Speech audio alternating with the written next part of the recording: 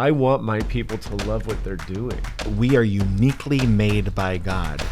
And oftentimes we are not self-aware to know that uniqueness. How do you address real, actual negative feelings? The thing that produces trust between you and others, the first part is communication.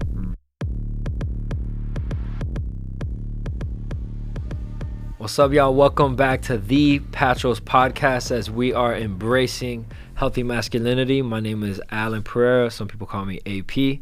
And Jeffrey Ford. Jeff. Some people call me Jeff. Yef. El Jefe. Shout out to Jonathan if you're watching.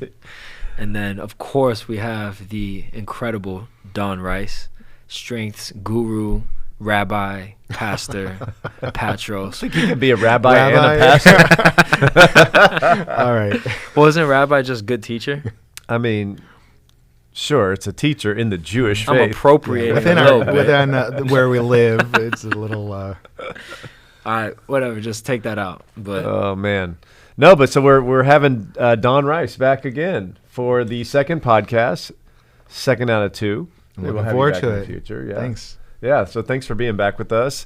Last time, just a little recap for those of you, and if you should definitely go check out the previous podcast, but we really dove into what are strengths. Mm-hmm. What is StrengthsFinders? It's, Gallup-Certified, right? Mm-hmm.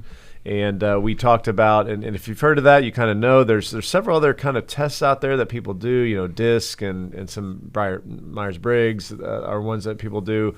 But this one is really honed in on really dialing in how did God uniquely create this strength, and it is not something that is like part of your identity. It is like a tool that you use, mm-hmm. right? It's kind of how you function. It's how you think, feel, and behave. Think, feel, and behave. Mm-hmm. I remember that from our training. So, so we had Don in at the Man Up and Go team a couple weeks ago, and really just dove into all of this, right? Mm-hmm. And there's several statistics. So I think what if you're listening to this podcast, you're going, okay, well, why does strengths matter? How does this matter to me? This is a podcast. What are we talking about? What's the point? What's the point? Because this is a podcast about healthy masculinity. But I think the reason that we want to understand our strength is because, like, the scriptures talk about it. Mm-hmm. It talks about our gifts. It talks about our strengths. Mm-hmm. We are literally, science tells us, one of a kind. Mm-hmm. And the StrengthsFinders kind of backs that up, mm-hmm. right? It was 1 in 30 million or something. 33 million. 1 in 33 million. And don't get it twisted. Strengths is science-backed. It is, yes. Yeah. Lots of study, about 40 years worth of study. Yeah, this isn't just something that some random people put together to feel good about their personality. Mm-hmm. And so I'm going to give a little pitch for you in the beginning. Not that you came on to give a pitch, but yeah, absolutely. If you're a leader, if you're at a company or at a church, I highly, highly recommend going through this, whether it's with Don or somebody else. But just a couple of stats that I thought were interesting. So people who use their strengths every day are 6 times as likely to be engaged on the job. 6 times. I mean, that's significant. Yeah. I mean, as a leader, as someone who's responsible for people, I want my people to love what they're doing. And if they know who they are and how that helps them to interact with their team members, man, that is like such a huge win, right? Yeah. Well, but if you think about it, the 6 times of being engaged at a job, when you go to a place that you like going to, you want to actually go there. You're willing to give your energy to it. Mm-hmm. When you go to a place that you don't like going to, it's a have to. Mm-hmm. You're fulfilling. You're making sure you're doing what you have to, but the culture is the base that you'll give. Yeah, 600% of return on, you can't get that anywhere else. Mm-hmm. No, I mean, it's awesome. So here's another one. 2/3 of employees who strongly agree that their manager focuses on their strengths or positive characteristics are engaged in their job. So there's something about the positivity, and you mentioned it last time. This is positive psychology, and for those of you who are Bible thumpers, by the way, I'm a Bible thumper too. Yeah, we're all Bible thumpers. We're all Bible thumpers at this table. Absolutely. So it's sola scriptura, like for all of us. So, but for those of you who say, no, it's just got to be in the Bible. I'm not going to tune in to pop psychology or anything like that. I mean, I'll let you respond to that because you're a pastor. I don't think we gave your bio like we did last time, but you are not only a strengths coach, you are a pastor. Have been for 20 a long time, years, yes. Yeah. Right? So obviously you have been able to reconcile kind of the two there. So what would you say to those folks who... So I've got my master's of divinity. So I've gone to seminary. It took me 9 years to get through. Pastor for 20 years. And I do sift everything through Scripture. And when I was looking at this, we are uniquely made by God. And oftentimes we are not self-aware to know that uniqueness. And if there's a tool that allows us to understand a little bit more, that little bit makes us even stronger. So if you can do a lot of it, if I can use that terminology, then you have that even that much more result. And so I don't want this to become the final aspect. It opens up questions. It gives you the ability to think well about you and others. And then it's the journey that you stay on for the rest of your life of reconciling yourself as a man of God that has been put into leadership. And if you understand that you struggle leading, but you can figure out how to lead well, why wouldn't you? That's good. Because our goal is to embrace healthy masculinity. And I think what happens is so often, like, we don't look at doctors that work on the physical body and say, no, sola scriptura. We don't. Like, we're like, no, my back needs to... The Bible will heal me. Yeah.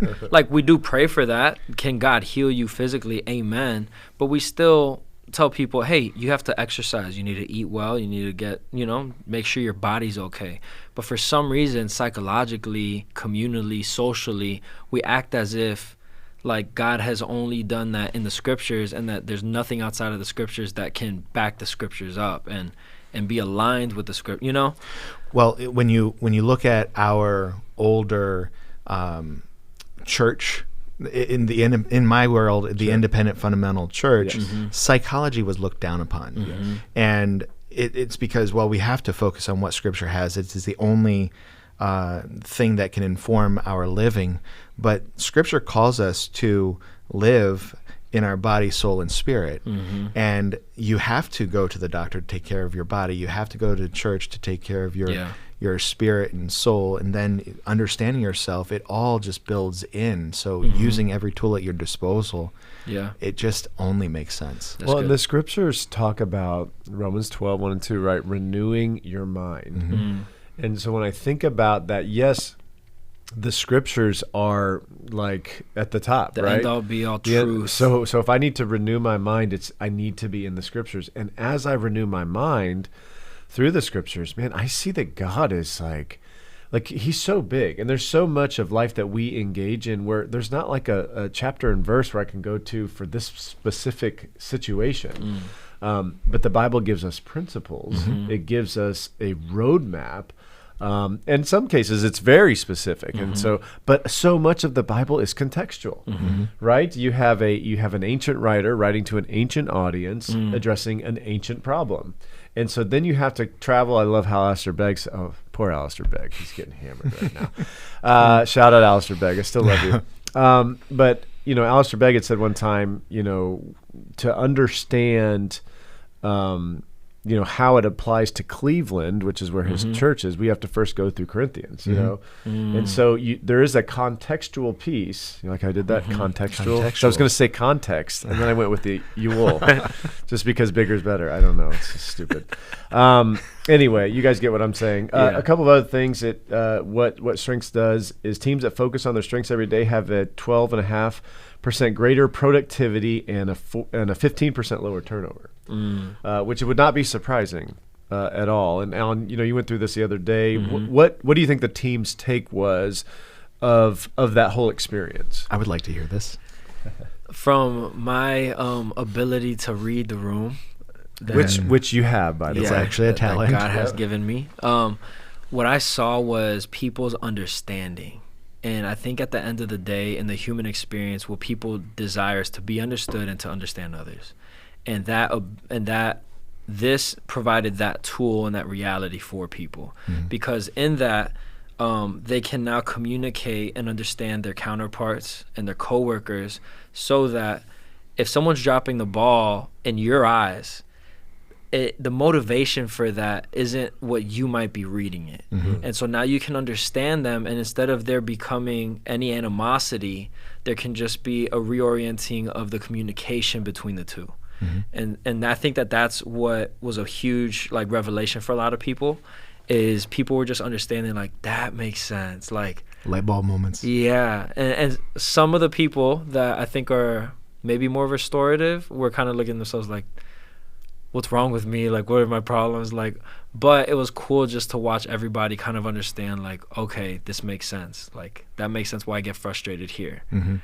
The conversations that were being had in the room are always encouraging, but was encouraging in that moment because there was a transparency that was starting to evolve. Because of that safety of conversation. Everyone was in this together, talking the same language, and they start interacting in a way that is through the same lens. Otherwise, when you have people coming in with their own perspectives, they're not actually speaking the same language all of the time. You put them in the same language, it's easy to communicate. Yeah, and you had mentioned about, as the leader in the group, you'd mentioned this previously, so I was kind of getting hammered on some stuff. Oh my. And got the smoke. I was getting this. Yeah. So 80% of employees who are dissatisfied with their direct manager are disengaged on the job. 80%. And so you were saying people don't quit their job. They quit their manager. And as soon as you said that, I just kind of looked around the room and I was like, oh, snap. And I felt this weight like, oh, boy, I better get it together. So, I mean, I think people might be like, I don't agree with that stat. But the reality is people who quit their job go find the same type of job. An engineer finds an engineering job, but with a different boss. Because they still know what they're good at. They just want to be able to do it in an atmosphere that they can thrive. Yeah. It makes total sense. And I think so for managers, I think that there's a real benefit in potentially, being able to see, what other people are, how they view you. And I think there has to be a teachability and a humility about that, right? But when I look at the strengths, I love the positive psychology, for lack of a better term. I love the positive piece of it because and I've really have been trying to change this with my children as well. Not change, because I do it, I think, naturally, but there are times when I don't. Because sometimes it's easier to go, hey, stop it. Don't do that. Why are you doing that? But to instead embrace this idea of, you know what? You were doing this. You know what I love? I love it when you do, and kind of the opposite, right? That is so much more. And so, like, we like to say in our home that sarcasm is a love language. So it's just kind of how we roll. We're very sarcastic. But I was thinking the other day, and I like that, but part of that is, I do think is kind of, you're trying to put up a barrier too to intimacy. There's something in sarcasm that, you don't quite want to just say how you feel. Like, I really love you. Instead it's like, man, I hate you. I like you, but because you're not willing to be vulnerable enough. And so I was thinking that with my son and my daughter, like, man, I really want to, especially my son. My daughter, it's easy because she's just like, daddy. But my son, we're at that stage right now. He's got the gift of gab, and he can bring the smoke. And we're like bringing the smoke together recently. And I was thinking, you know what? Let me try. So since last week, I've really tried to be intentional, and he responds so well to it. Well, and that's what you celebrate, you replicate, right? So if I have my third daughter, and she's my little princess, but I used to introduce her as, this is Cadence. She's my snarky one. She's sarcastic. She just loves giving you a hard time. And I found that as I kept saying that to people, she was owning it. And she became more sarcastic and more snarky. And then I've got a son that he's highly competitive. He's 10 years old, but he's also extremely kind. He's the kid that everyone's like, oh, I hope that he marries my daughter when he grows up. But I've been speaking that to him. I've been celebrating that of, you are so competitive, but you are so kind. And so watching him on the soccer field, like, he will mow someone over and he will take that ball and he will do whatever he needs to do with the soccer ball. But then he goes back to that person. You hear his little voice, you good? And it helps him stand up. And I celebrate that every time. And I've stopped talking about my daughter being snarky and sarcastic, and that has changed. So what you do celebrate, you replicate. And that's the same thing with strengths. When you say, I liked the way you did X. I like the way that you communicated with people. I love the way you just sat in there and did your homework. I love the way that you cared about that person who felt on the outside, and now they're part of that group. Yeah. They're going to do it again. Yeah. And as a dad, I actually pay attention to, and I'm high futuristic, okay? So everything I do is often because of what is going to be produced in the future. So I understood, and I'm going to give you an example of futuristic, if that's okay. Yeah, please. I know you have maybe more statistics. No, I don't know. No. These are just a couple that I thought were good for people to see. This is worth it. Like, if you got a team that you're trying to lead, like, everybody says this is the move. So. Yeah. So high futuristic, I understand that when when teenagers become teenagers, they often separate from their parents and they gravitate towards their friends or people who actually have that loud voice. I wanted to be that voice in their life as a teenager. So when they were young, I would put them to bed. I would tell them stories. I would cuddle with them. I would spend time with them. I would let them know that daddy loves them. And I have continued to have that relationship with them towards the end of the day so that when they're teenagers, they know that dad is their biggest cheerleader. But I'm doing now what I need to do to produce later that relationship with them. And when once again, futuristic, I raise my children according to the adults that I want them to be. And so I've gone through a list of what kind of adults do I want, character traits, and even like their skills. And I then start investing in that. And I think that that's actually powerful because I'm high futuristic. My wife is not. She does not think that way. So I take control of the family and I push it that way. So with positive psychology and even what you guys are talking about, like the positive affirmations that then create different behavior or even different foundational core values in kids, how do you also address real, actual negative feelings? Like, I'm hurt, I'm angry, and I have a valid reason to be angry, yet I don't want to communicate to you in a positive way right now. And not feel manipulative or fake or, and honestly just be able to say, like, I'm going to own the fact that I'm angry right now. Like, how do you guide someone through that, especially as a man, right? Because we're embracing healthy masculinity. So, like, it's not always easy as a man to have to, like, put that aside, you know? So how do you usually coach guys through that? First, I think that making the person that is on the opposite side of you know that you love them. I mean, 1 Corinthians talks about truth without love is just noise. And so everything you say has to just drip with love for that person that you're dealing with. And when you're dealing with your talents, when you're dealing with their talents, when you're dealing with their frustration, however it is, you have to love that person. Once they understand that you love that person, you can express that you understand how they feel. I get that you're angry. I get that you feel like something has been unjust. I understand. It is okay to feel those emotions. It's not okay to sit in it. And then you help maneuver them out of that by giving them a perspective that they should have. And often as Christians, it's a perspective from Scripture. Yeah, because and some of it is a different, like, explain this too, because some of it is they look similar from the outside. So the external behavior kind of maybe looks like it's the same, but it's the reason it's a different strength is the motivation, right? Absolutely. Is that how it is? So, like, could you give an example of that? I'm trying to think of it. Okay, so there's an example of a guy who actually was part of Clifton Strengths developing it, and he's one of the best speakers that they've got, and he was part of this group that was about 30 people, and there was about 3 people in the corner that were talking and not engaged in the conversation, and his includer was in the bottom 5, which means that it's exhausting for him to get people to feel included, feel wanted, feel valued. And so he went back to his hotel room and he was distraught with the fact that he could not get these people engaged, but he was like number 1 in input. And he knew that define input. So input is an inquisitive gathering, information gathering talent. So it thinks like a researcher? deeply about so many things. It's more of a collector. Okay. So learner is going to be the hobbyist, the thing that I can do anything. I just have to look it up on YouTube and figure it out. The learner has, they have hobbies that are like in a graveyard in their garage. Their cameras and their fishing poles and their climbing gear and everything like that. They'll pick up anything and anything and everything, and they're interested in so many different things, but they lose interest. Input tends to not lose interest very easily. So they can learn, but they will tell you who created the sport, why it's in existence, what's good about it. Like they go in so much depth, but for them to do it, they have to have a natural curiosity.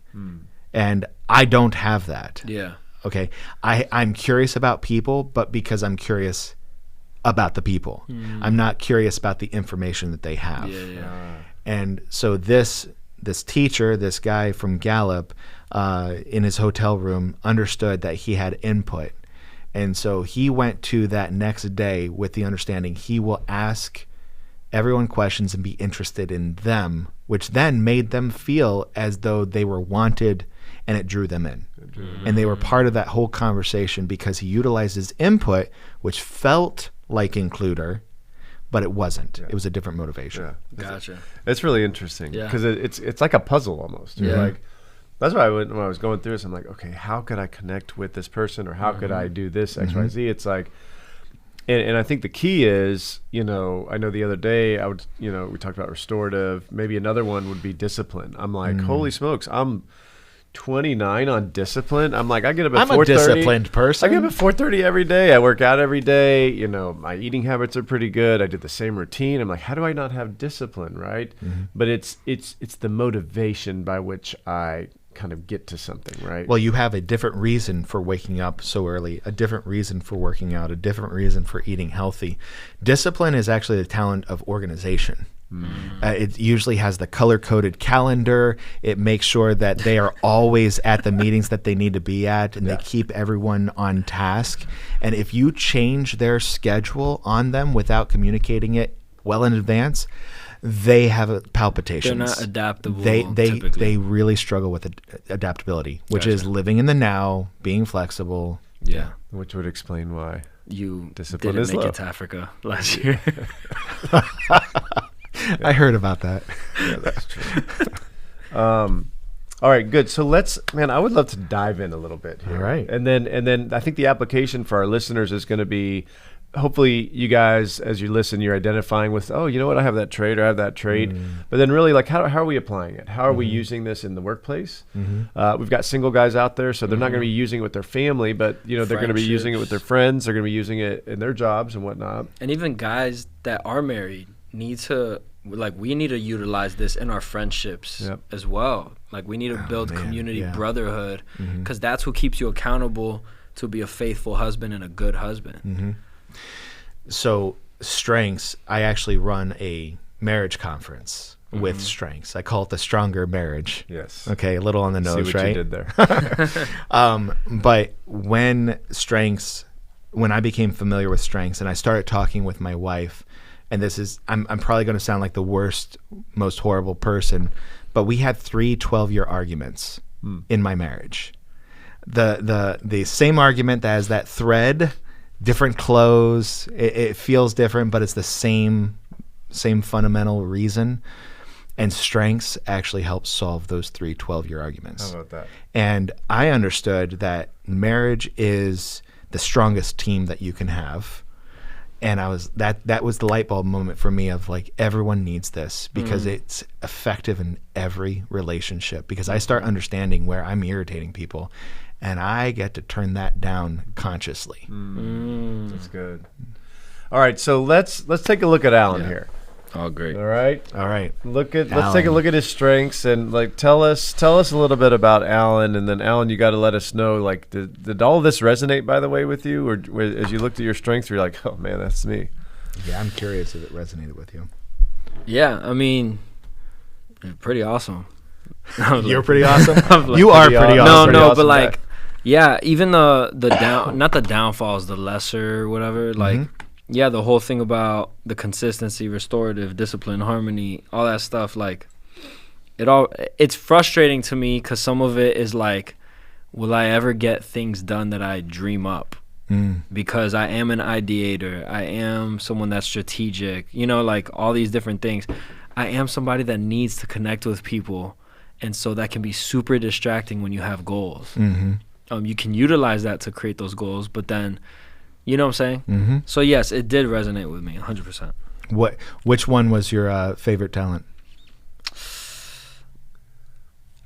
In the moment when we were all doing the activity of picking one that was unique to us, I think deep down, woo is my, like, winning others over is my favorite, because I just love the fact that, like, that people get connected to you. And yeah, because at the end of the day, like, as a gospel, like, as someone that believes in Jesus Christ, not only believes in him, but submits to him and wants to spread that message, the ability to connect to people and be a bridge to the gospel is a tool that, like, to live in that reality feels good, right? And so to know that I can connect with anybody on the street or wherever and hopefully lead them to Christ, like, that's enjoyable. Now, do you have a strategic way that you, quote unquote, win others over? Or is it just Allan wins everyone over? I don't know. Yeah, like, I have no idea. The reason I ask this is because these are talents. These are things that we naturally do. It's the natural way that we think, feel, and behave. And they don't actually become powerful until we know how they function and we put those skills next to it. So I guess, like, all right, so the connectedness, it all freaking flows. It's crazy. Because, so I'll go back to even when I was 16, which was when I got saved. And I was at Publix. This was in Miami. I was at Publix. I got saved at, like, an independent fundamental church. Love them still. Great people. But we were passing out tracts or whatever. And I went to Publix, and I would always witness to the guy working at the cash register. His name's Mike. And I just dap him up, say, "What's good, Mike? How you doing, bro? Like, follow Jesus." And I just, like, we just chill. Talk about playing ball together, whatever. Eventually, my connectedness or whatever, like, I go to Regions Bank to open up a bank account. He's now the banker there. Oh, wow. Yeah. And he ends up, making everything work perfectly. Like, he takes care of me because he remembers me 3 years ago at Publix, always treating him with respect, love, compassion, everything.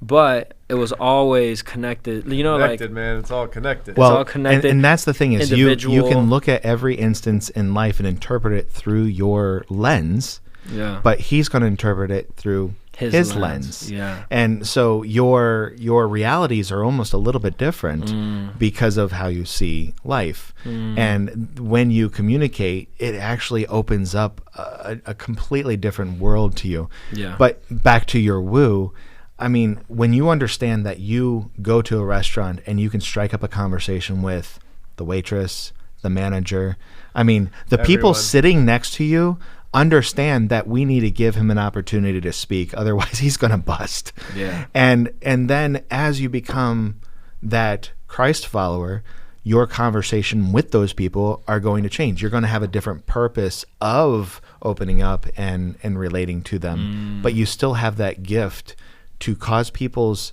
the walls to go down. Whereas other people, my wife walks into a restaurant, they're like, "Hey, how's your day?" She's like, "Good." And they're like, "Hey, how's your day?" And I'm like, "It's been a great day. How's your day been?" And I even had someone today, when Don asks how you're doing, he's actually asking how you're doing. Yeah, you want not to just know. a salutation. It's not a hey, but it's my body posture, it's my facial expressions. And I don't know, I mean, I know now, but back then I was like, why is everyone giving me their life story? It's because I have a posture of interest. And so I utilize that. I almost saw, because your superpower can also be your greatest weakness. And so my timeliness when it came to, like, a date night or just, whatever it is. You're talking to the server more than you're talking to your date. Yeah. Or, like, basically just, like, making sure that the people that I love and that I'm doing community with in a deeper level, obviously my wife, my family, and those in my church community, feel less valuable because I'm constantly spending time because your attention people. is somewhere else. Yeah. instead of at the moment it should be. Exactly. And so me having to understand how to navigate that's a stressor. Mm-hmm. Yeah. And that's where the strength comes in. When you understand where it actually causes issues, where it causes that power, and then you choose those moments that actually work well and you discard the moments that don't. That's good. Allan, was there, what else you got on there? Was there any interesting ones that surprised you? Any interesting ones? I forgot what a ranger was. A ranger, you can take people, put them in the correct positions because you understand what value they have. Oh, yeah. What skills they have, essentially. I'm good at that. Or things. So essentially, if you're organizing a cabinet or you need to have tasks, this task needs to happen. So if you're setting up for a podcast, you know these things need to happen before these things happen. And you do them in the order that is most helpful. Yeah, I feel like, because I'm not an organized person, but I have the ability to think strategically in a way that like when enough is enough, those days when like enough is enough of not being organized, I'll hyper focus and create an incredible system. Now keeping that system is my problem. And that's probably because discipline and consistency are 33 and 34.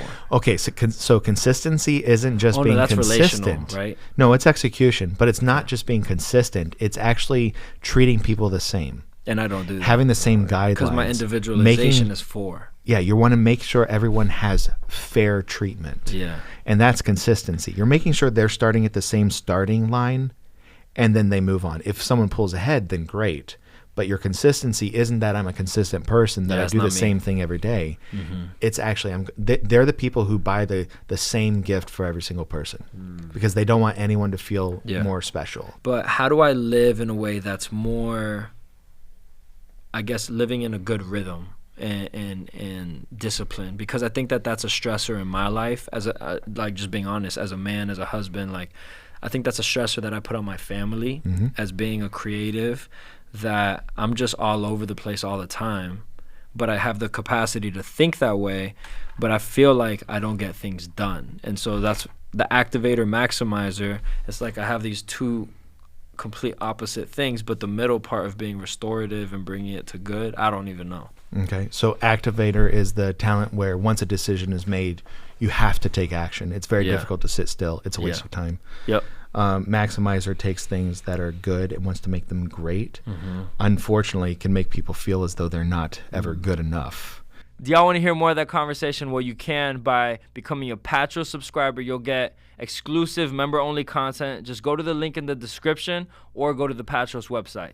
Yeah, and when you become a subscriber, like what you're telling us is that you enjoy this content and you want to hear more of it. So every dollar that you give helps us do just that. So thank you again for listening as we just together go on this journey of embracing healthy masculinity.